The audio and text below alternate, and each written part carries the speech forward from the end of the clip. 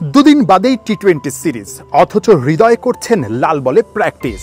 অবাক হওয়াটাই স্বাভাবিক, কিন্তু মন দিয়ে চোখ খুলে হৃদয়ের শট দেখলেই রহস্য ভাঙতে শুরু করবে। বুঝতেই পারছেন বলটা স্বাভাবিকের চেয়ে অনেক বেশি ভারী।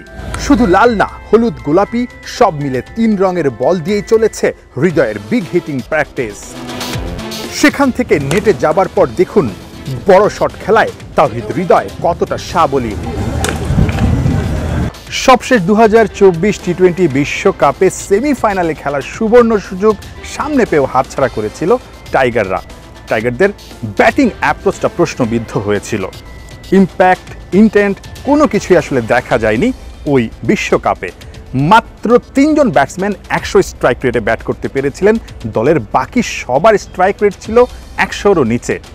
ঠিক এমন অবস্থায় টি-20 মেজাজটা কি আসলে এই সিরিজ থেকে বাংলাদেশের ব্যাটারদের মধ্যে দেখা যাবে?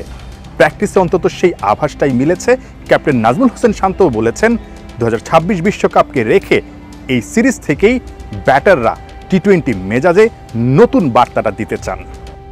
এই সিরিজ থেকে আপনি দেখতে পারবেন যে আমাদের প্লেয়ারদের মধ্যে ডিফারেন্ট অ্যাপ্রোচে খেলতেছে সবাই, এবং সবাই জেতার জন্যই খেলবে। এবং আমার কাছে মনে হয় যে এখানে যে প্লেয়ারগুলো আছে সাথে হয়তো আর 4-5টা প্লেয়ার হয়তো বাইরে আছে যারা অ্যাড হবেন, এরাই হয়তো সামনে 26 ওয়ার্ল্ড কাপে খেলবেন। সো আমার মনে হয় এই সিরিজ থেকেই আমাদের ওই প্রপার প্রিপারেশনটা শুরু হবে।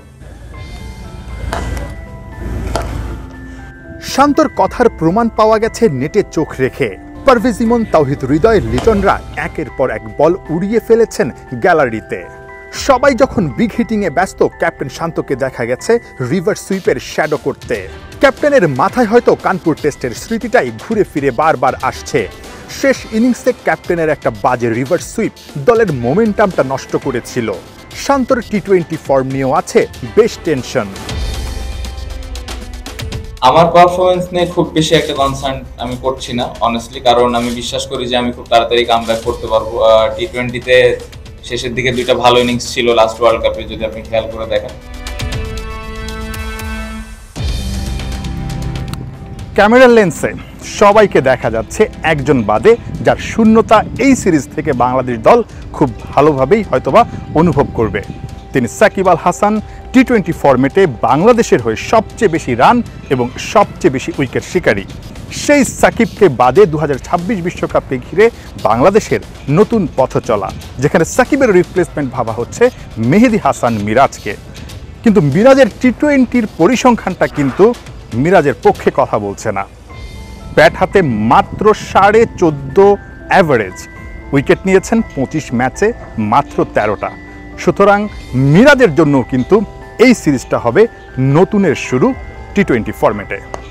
সাকিব ভাই আপনি যেটা বললেন নাই, অবশ্যই এটা আমাদের জন্য একটা নতুন ব্যাপার, স্পেশালি এই ফরম্যাটে। তো এখানে মিরাজ আছে, আশা করব যে মিরাজ এই জায়গায় ভালো একটা আমাদেরকে স্টার্ট দিবেন, এবং আমি আশা করছি যে এই টিম ভালো রেজাল্টই করবে। রোববার সিরিজের প্রথম টি-20, তার আগে বিশ্ব চ্যাম্পিয়ন ভারতকে সিরিজ হারানোর হুঙ্কার ছাড়লেও ছোট ফরম্যাটে বড় চ্যালেঞ্জই অপেক্ষা করছে টাইগারদের জন্যে। নাহিয়ান বিন জসিম, 71, গোয়ালিয়র, ভারত।